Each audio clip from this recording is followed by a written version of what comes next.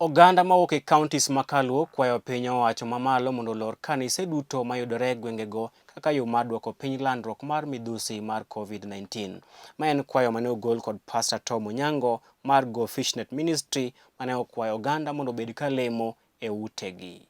Kaka jatich Nyasaye anyalo wacho ni COVID-19 en tie. Ok en gima onge, en gima nitie.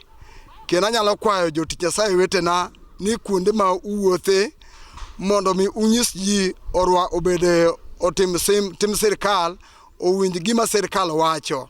Girwak face mask kendo giluok lwetgi kamoro amora ma ginitie. Gi keep distance nikech gini nitie kendo oneko.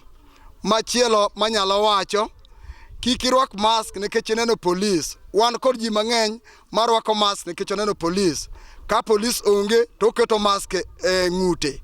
Mask ok onego iket e ng'uti, to mask onego iket kama owinjore. Onego umi kaachiel kod dhogi.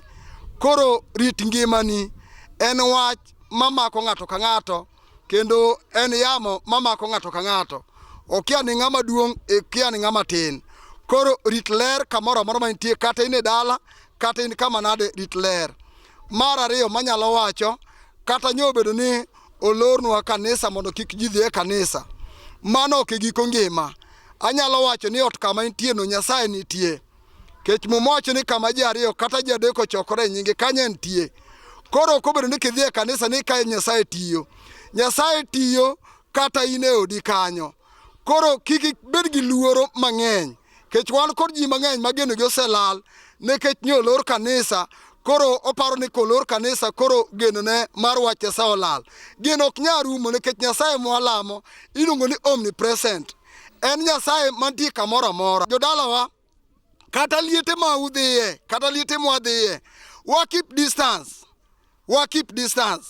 Ka sirkal owacho ni ji odhi e liete matin, kik wamuom ramo ma gi wich teko.